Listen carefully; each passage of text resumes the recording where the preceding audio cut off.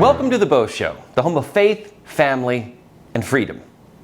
After returning from the National Religious Broadcasters Conference in Orlando, I was reminded of how many people in media are out there trying to do some good.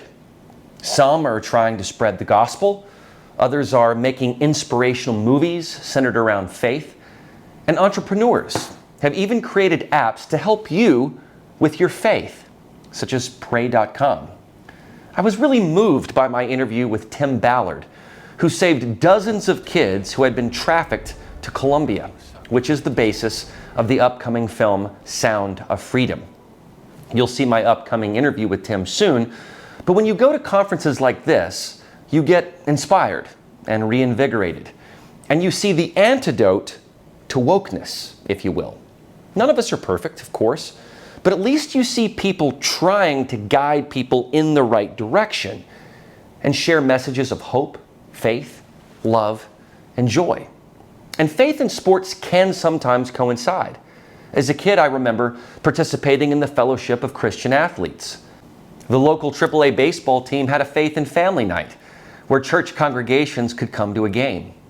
Soon you will see my interview with Brad Menz, a deaf athlete who completed what is considered to be the greatest comeback in a tennis match of all time.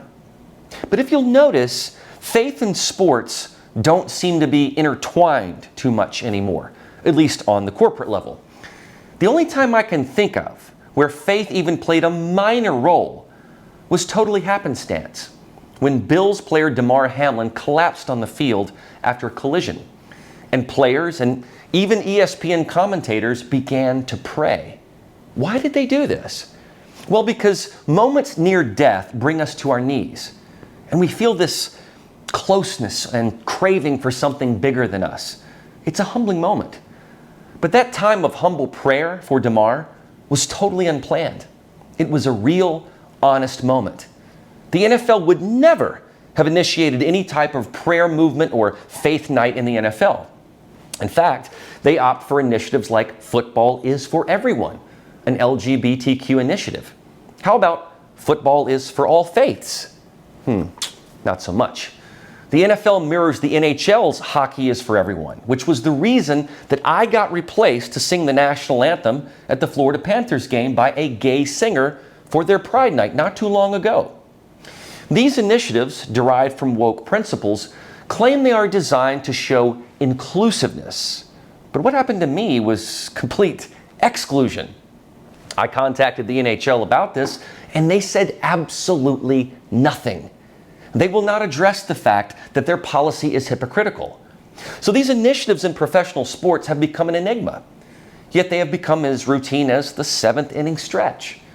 Each team has to have its own celebration and wear its own rainbow-themed attire. This puts the players in a tough spot because some of them just don't want to participate in that. And when a player decides not to participate for religious reasons, there has to be a whole discussion about them being some sort of bigot. Do you see how faith is getting ousted from sports in favor of select identities? Well, this is all relevant to the conversation when the Los Angeles Dodgers invited a gay group to be honored at its Pride Night game. This was not the LA Gay Men's Chorus or anything like that. This was the Sisters of Perpetual Indulgence. You may not be too familiar with them because they are not your run-of-the-mill nuns. In fact, they aren't nuns at all. There's nothing Christian or faith-based about them. In fact, quite the contrary, which is why they are known for indulgence rather than abstinence. The sisters dress like nuns, or at least some variation thereof, but that's where any resemblance to Catholicism stops, since the costumes are intended to shock rather than remind a person of devotion. These are drag nuns. They are men dressed as women of the cloth. The Sisters of Perpetual Indulgence were founded in 1979 by gay men who used extravagant Christian imagery as a form of mockery to scorn religious concerns about homosexuality. By their own admission, the sisters used this imagery for mockery. So when some Republican politicians and Catholic groups expressed outrage that the Dodgers had invited them to participate in their Pride game, the Dodgers actually buckled to the pressure, and they disinvited the group and rescinded a planned Community Hero Award. But then, in a miraculous 180, thanks to pressure from the LGBTQ community, they changed course and re-invited them back. In order to understand why they got re-invited outside of the obvious identity politics du jour, we need to know who this group really is. In 1979, there were just 4 of them: Sister Missionary Position, Sister Hysterectoria, Reverend Mother, and Sister Vicious Power-Hungry Biatch.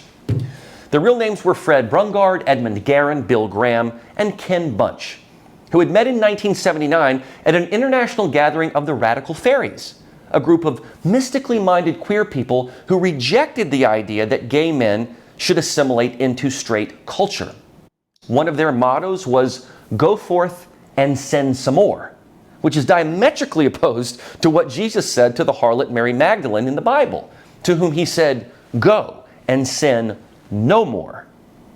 They used their shock value to create a scene, from protests to mock exorcisms of the anti-gay exorcist Phyllis Schlafly.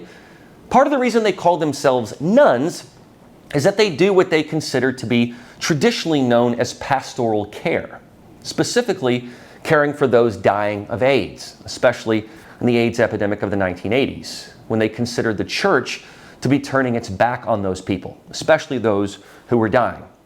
Today, the sisters' day-to-day mainly consists of fundraising and charity events such as Project Nunway, a play on Project Runway, which features clothes made out of trash.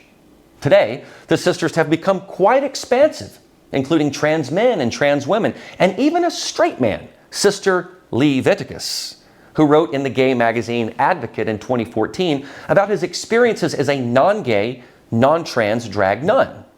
You can see how this rabbit hole has no end. You can be anything and call yourself anything, and it's all under the same roof. I suppose as long as you show resistance to Republicans or traditional Christianity. That seems to be the common thread, not what binds them, but what their target is. Now, to liberal cities like LA and San Francisco, this is commonplace. It's part of the accepted culture, especially one that raises its antipathy for religiosity. But when the Dodgers invited them to honor them, it raised national attention. Florida Senator Marco Rubio wrote the Dodgers Commissioner Robert Manfred asking, "Do you believe that the Los Angeles Dodgers are being inclusive and welcoming to everyone by giving an award to a group of gay and transgender drag performers that intentionally mocks and degrades Christians?" This is pretty much identical to the letter that I wrote to NHL Commissioner Gary Bettman when I asked, does the NHL stand by the Florida Panthers' actions when it removed me from my heterosexuality to replace me with someone LGBTQ? And does that align with the NHL's policy of hockey is for everyone and non-discrimination? Bettman never replied to me, nor did executives at the Panthers. And now that team is in the Stanley Cup Finals. This is quite a conundrum, and one the league does not want to have to face. Rubio went on to tweet and posited that if the Sisters of Perpetual Indulgence were anti-Islam rather than anti-Catholic, there would be zero chance the Dodgers would be honoring them. He's right. This is all acceptable if Christianity or Catholicism, the most popular religion in America, are the target. This shows the hypocrisy of the Dodgers' actions. In claiming to be inclusive, they are excluding Christians and Catholics by permitting this mockery in honoring the Sisters of Perpetual Indulgence. Keep watching at epochtv.com/The Beau Show.